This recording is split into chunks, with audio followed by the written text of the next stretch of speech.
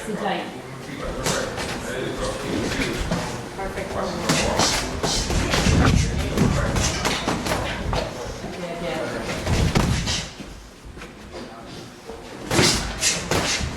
Yeah. Goes right. Nice. Right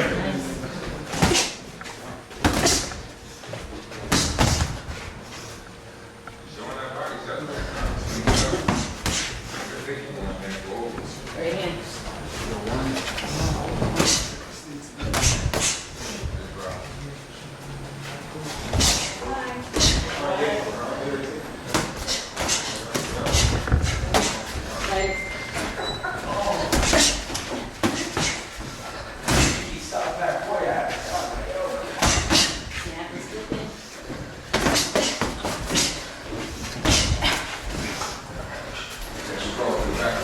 Alex Pierpaoli here talking with Kali Reis. How are you? How are you feeling today? Good, feeling real good. Now, you're getting ready for a fight on May 11th. Who are you fighting? Well, we had Elisa Olsen from California, former world champion out of Cali, but something happened. I don't know whether she didn't want to fight or something happened. I don't know what happened, but we just recently fought another opponent, Ashleigh Curry. I don't know where she's from, but it's just one of those keep busy fights. Nothing against any opponent I go up against. I don't put anything past anyone, but it's just one of those kind of keeping busy for the bigger fights. So I'll be ready with whoever they put me in with.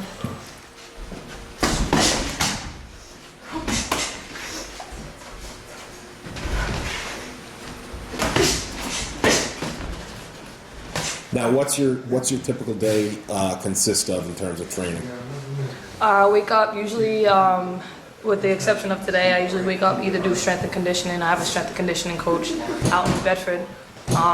We alternate every day from conditioning rounds to strength. Like today I have to go, but I'll come back, and depending on what time I have to be here, I'll do a light run or some sprints in between. And then I'll come here for either sparring or a long boxing workout, about 2 hours. So 2 or 3 days, 6 days a week. Take 1 day of rest. My rest usually consists of a bike ride or a swim or a stretch or yoga or something. So I'm always busy. Wow. Plus work. I have 2 jobs and 2 dogs and a daughter and a fiance and a new house. So my hands are full. Wow, you're busy. I saw on one of your Facebook updates that there's some talk about Clarissa Shields. What are your thoughts on that, fighting her? I can't wait to fight her, honestly. It's not a matter of wanting to fight her. I want to fight her. I think it would be an excellent fight for women's boxing, myself, her. It would be a great main event title fight, but I'm not taking peanuts for that fight due to the caliber of the fight it will be. For my stats, her stats, and what they're offering me, is not nearly what I deserve for what I've accomplished and the respect I have in this game. I'm a ranked fighter. I'm a 3-time world champion, former WBC world champion. She's a 2-time Olympic gold medalist. I think it's only fair that I get offered a respectable amount of money to fight her, especially if it's going to be obviously on her terms, because she's the favorite, obviously. So I'm going to have to travel. I'm going to have to go to her home, whatever. I'm going to have to be the B-side, so if they want the B-side, they're going to have to pay. It's not a matter of fearing anything. I don't fear anybody. She bleeds blood and breathes there just like I do, so there's no need to be scared. Word on the street is that she's telling people that I'm scared, and I don't want to part to her. I don't want no parts of the BS purse that they're offering me. Let's not get that confused. So I'm just waiting patiently and keeping in shape, and it'll be a great fight. Can't wait. That would be a great fight to see, like on a ShowBox or Showtime or something. I mean, that's what they were offering me, but they were offering me $4,000 for that fight main event on ShowBox. So I said, hell no.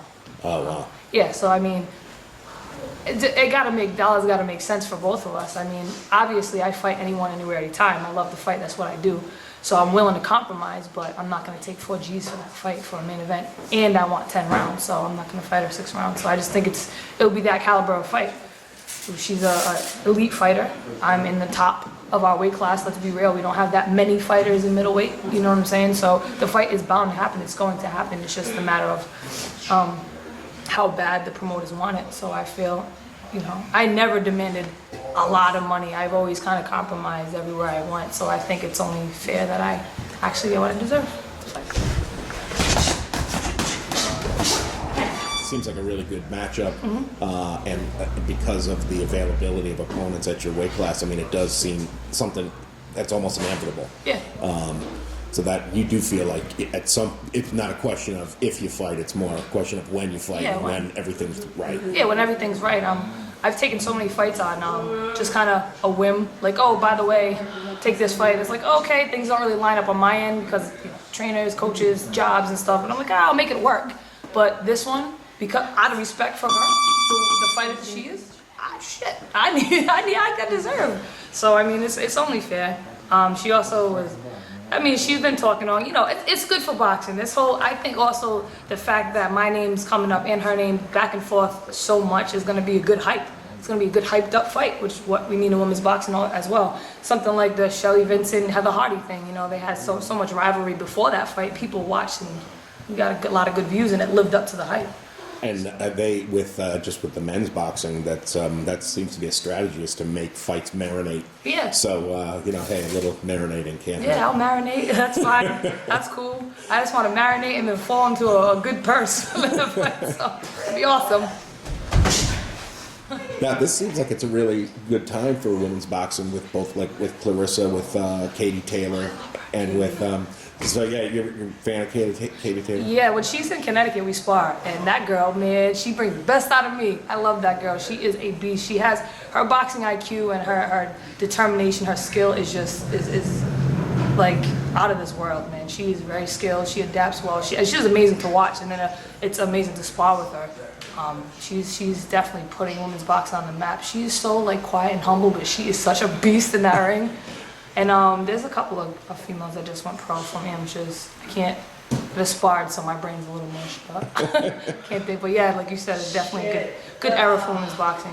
And it does seem like some commissions, at least, are changing their minds, coming to their senses, if you will, about the difference of 2-minute rounds versus 3-minute rounds. However, the powerful, I guess, it was Jose Suleiman, his son, who just said that he had the WBC at least has no intention of changing it. How do you feel about that? I think it's friggin' stupid, pardon me, but it's stupid as hell to have us fight one less minute when we train the same. And it's we don't go past 10 rounds, but we fight for the same belts. And we don't go past 2 minutes. It's stupid. I think, especially being a WBC, I think that's a bad move on their part because they're the most notable and recognizable belt and sanction, even outside of boxing. People know that green and gold belt. They see that, they're like, people know what that is. Yeah. Just like the Stanley Cup. People know what that is, even if they don't follow that sport, you know what I'm saying? They know that green belt. Yeah, they know that green belt. So for the fact that he's like, no, absolutely not going 3 minutes, that's kind of putting a bruise right on women's boxing. It's kind of putting us at a standstill.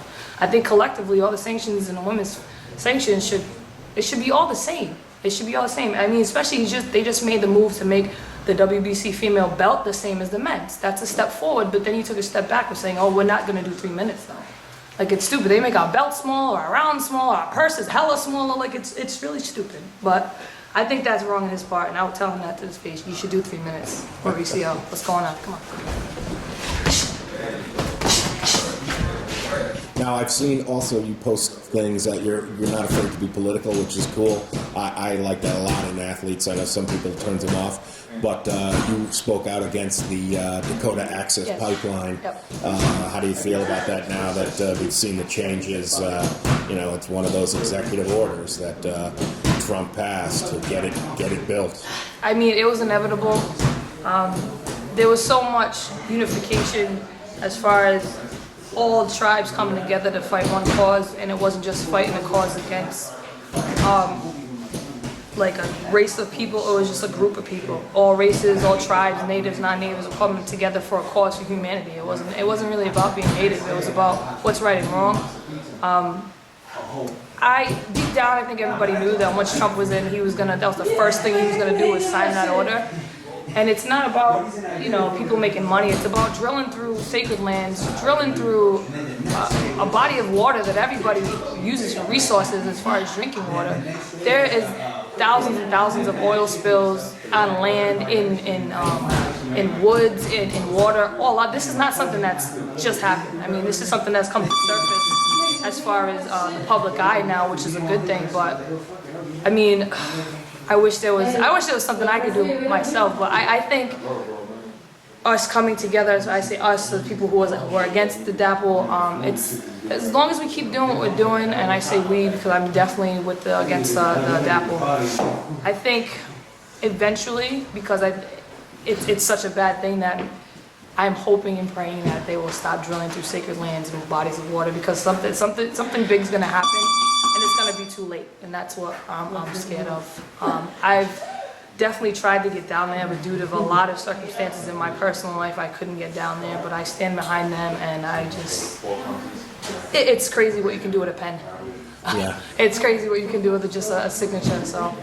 That's true. That's true. Stand strong.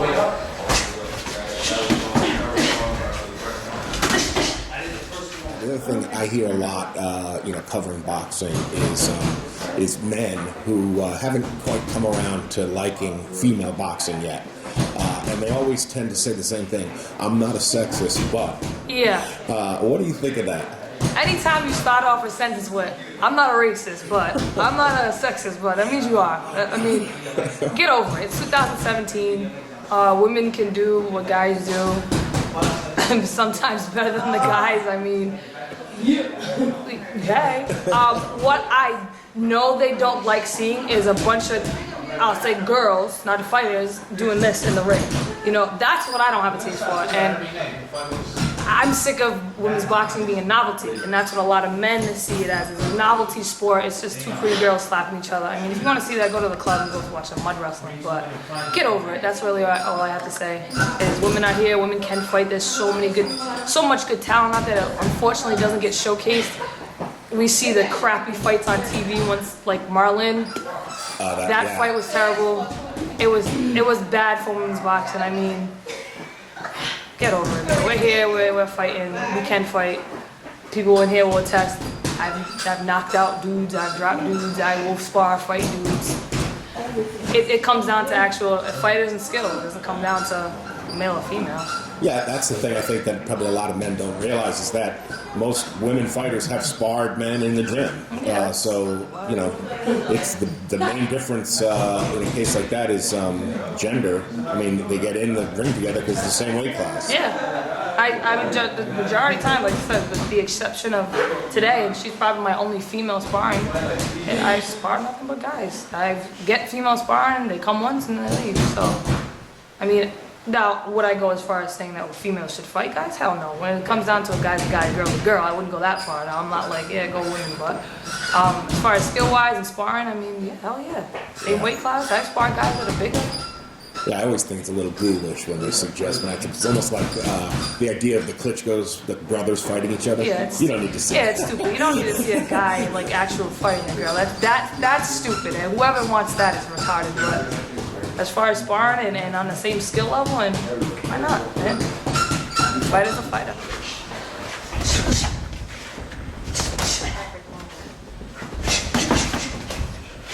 For how do your fans, what's the best way to keep up with you on social media? I'm not a tweeter. I try to tweet. I'm very quiet. I'm not a big tweeter, but you can follow me on Facebook on my fan page, K-O-Kali, K-A-L-I, not Kali. Reis, R-E-I-S is my fan page. Hit the like button. I try to keep you guys updated as much as possible. Also, Instagram, KO_NDNBXR is my Instagram, so follow me. I'll keep you laughing. Yeah, and I saw you and Shalito Vincent had a nice recipe for turkey burgers yes, not we too did. long ago. That was pretty good. Yeah, we actually live in the same house, so we have a big house. So it's actually good for us because we get to motivate and feed off each other's, motivation when I don't feel like it. She does, we kind of feed off each other. It's really good to have that extra push, especially in the mornings. We come down the stairs like zombies. Good morning. So it's cool.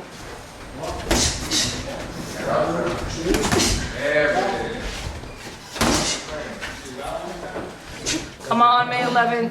It's a Thursday night, so get your Friday work excuses ready. It's at Mohegan Sun Casino in Uncasville, Connecticut. Ticket sales $35, $50, and $100 for ringside. I do have tickets, so please, please, please hit me up for tickets. Inbox me, send me a smoke signal, come by the gym. If you're in the Providence area, Big Six Boxing Academy, I'm always here. Ask around. I'll meet up with tickets. And it's gonna be a good show, so come out and support. Thank you, all my fans who have stuck by me thus far. You know me, I'm a road warrior, so thank you very much. Great, thank you so much, Kayla. Thank you. That's great.